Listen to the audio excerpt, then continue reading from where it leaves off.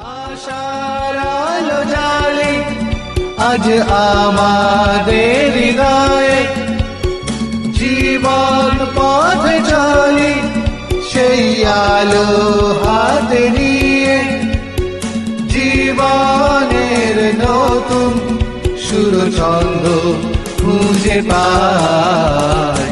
যিশুই মুক্তিদাতা, পাপীর পরিত্রাতা। প্রিয় শ্রোতা বন্ধু, প্রভু যীশু খ্রিস্টের নামে স্বাগত জানাই। আমরা ক্রমাগত যাবেশের প্রার্থনার উপর আলোচনা করি। যাবেশ মসি বা দাউদের মতো পুরাতন নিয়মের উপরে দাঁড়িয়ে থাকে না, বা সে প্রারম্ভিক খ্রিস্টানদের মতো সেই প্রেরিতদের পুস্তকটিকেও আলোকিত করে না, যারা সমগ্র বিশ্বকে লণ্ডভণ্ড বা উল্টে দিয়েছিল। কিন্তু একটি বিষয় সুনিশ্চিত, তার জীবনের সামান্য পার্থক্য সবকিছু পার্থক্য গড়েছিল। আপনি তার সম্বন্ধে চিন্তা করতে পারেন যে তার বংশের তিনি একজন দানব বা মহান ব্যক্তি, অথবা হতে পারে বাইবেলের ছোট বড় মানুষ। আপনি তাকে বাইবেলের সবচেয়ে কম পঠিত বইগুলির মধ্যে সবচেয়ে কম পঠিত বিভাগে লুকিয়ে আছে তা দেখতে পাবেন। প্রথম বংশাবলীর প্রথম 9টি অধ্যায় হিব্রু উপজাতিদের দায়িত্বপূর্ণ পথ সংক্রান্ত পারিবারিক বংশ থেকে নেওয়া হয়েছে। আদম থেকে শুরু করে এবং বন্দি দশা থেকে ইসরায়েলের প্রত্যাবর্তন পর্যন্ত হাজার হাজার বছর ধরে এগিয়ে চলেছে। বিরক্তিকর সম্পর্কের কথা, অপরিচিত ও কঠিন নামের তালিকা, প্রায় 500 জনেরও বেশি নামের তালিকা, এমনকি সাহসী বাইবেল ছাত্রকেও ফিরিয়ে দেওয়ার সম্ভাবনা রয়েছে। এর অর্থ যারা বাইবেল কলেজের ছাত্র তারাও নামগুলো ঠিক উচ্চারণ করতে পারেন না, পড়তে বিরক্তি অনুভব করেন। প্রথম বংশাবলী 4 অধ্যায় জিহুদা বংশধরদের কথা লেখা রয়েছে। পেরোশ, হিশরন, কর্মী, হুর ও সবল, এদের নিয়ে শুধুমাত্র শুরু হয়েছে। এটম, জিসমা, জিতবস, হৎসলিল, পনি এবং আনুব, এই নামগুলো শুনে বাইবেল অধ্যয়ন বন্ধ করবেন না, কারণ 44টি নাম এই অধ্যায়ের একটি গল্প বা জীবনী হঠাৎ করে ভেঙে শেষ করে দেওয়া হয়েছে। এখন যাবেশ আপন ভাতৃগণের মধ্যে সর্বাপেক্ষা সম্ভ্রান্ত ছিলেন। তার মা তার নাম যাবেশ রাখলেন, বললেন, আমি তো দুঃখেতে জন্ম দিয়েছি। প্রথম বংশাবলী 4 অধ্যায় 10 পদে, আর যাবেশ ইসরায়েলের ঈশ্বরকে ডাকলেন, বলিলেন, আহা, তুমি সত্যই আমাকে আশীর্বাদ করো এবং আমার অধিকার বৃদ্ধি করো, ও তোমার হস্ত আমার সঙ্গে সঙ্গে থাকুক, আর আমি যেন দুঃখ প্রাপ্ত না হই, এই জন্য মন্দ হইতে আমাকে রক্ষা করো। তাহাতে ঈশ্বর তাহার যাচিত বিষয় দান করিলেন। তিনি ঈশ্বরকে জানতেন বা জানাতে চাইলেন, মা আমাকে দুঃখের জন্ম দিতে পারে, কিন্তু আমি যেন দুঃখ প্রাপ্ত না হই।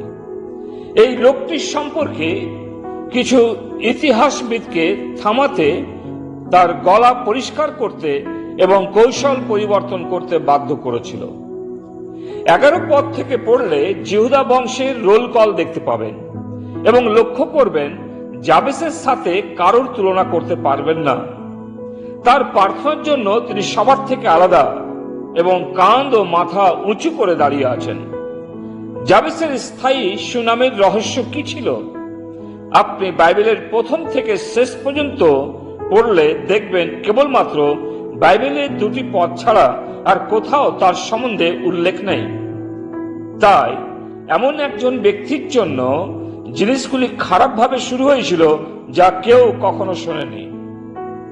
তিনি একটি অস্বাভাবিক প্রার্থনা এবং এক কথার প্রার্থনা করেছিলেন, এবং এই বিষয়গুলি অসাধারণ রূপে ভালো সমাপ্তি ঘটল। আমাদের অন্তরের প্রার্থনার জন্য ঈশ্বরের কাছে অনেক কিছু বলার প্রয়োজন লাগে না। উদ্দেশ্য যদি ভালো হয়, ঈশ্বরের ইচ্ছা অনুযায়ী হয়, তাহলে ছোট সাধারণ প্রার্থনা যথেষ্ট সবকিছুকে উলট পালট করার জন্য এবং ঈশ্বরের আশীর্বাদ নামিয়ে আনার জন্য। যাবেশের প্রার্থনার উত্তর ও প্রতিফল পরিষ্কারভাবে লক্ষ্য করা যায়। যাবেশের সম্বন্ধে তিনি সাধারণ বিষয় হচ্ছে তিনি সরাসরি ঈশ্বরকে অনুরোধ জানালেন জীবনকে পরিবর্তন করে দেওয়ার জন্য, এবং এটাই ইসরায়েলের ইতিহাস পুস্তকে চিরস্থায়ী জায়গা করে নিল। ঈশ্বর বাস্তবিক, তুমি আমাকে আশীর্বাদ করো, আমার অধিকার বৃদ্ধি করো, যেন তোমার হস্ত আমার উপরে থাকে এবং তুমি আমাকে মন্দ থেকে রক্ষা করো। প্রথম নজরে 4টি অনুরোধ আপনাকে আন্তরিক, বিচক্ষণ, এমনকি মহৎ বলে মনে হতে পারে, কিন্তু মহৎভাবে আপনার জীবনে হয়তো প্রমাণিত নয়, কারণ এই প্রার্থনার বিপরীত পথে আমরা চলি।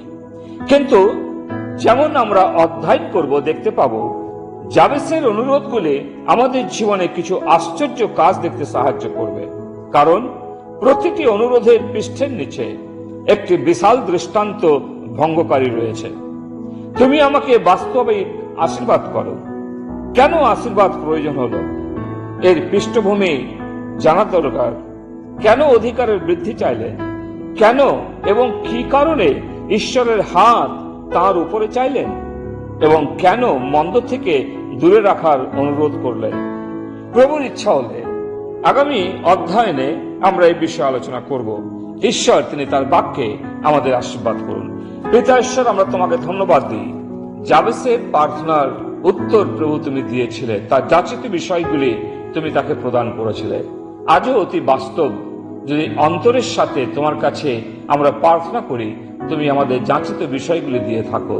তুমি আমাদের সাহায্য করো যেন আমরা আমাদের প্রয়োজন অনুসারে, প্রভু তোমার ইচ্ছা অনুযায়ী, যেন তোমার কাছ থেকে আমরা প্রার্থনার উত্তর পেতে পারি। প্রার্থনা মুক্তিদাতা প্রভু যিশু তোমার নামে চাই, আমেন। আশার আলো জ্বালে আজ আমাদের হৃদয়ে, জীবন পথে চলি সেই আলো হাতে নিয়ে, জীবনের নতুন সুর ছন্দ খুঁজে পাই। যিশুই মুক্তিদাতা, পাপীর পরিত্রাতা।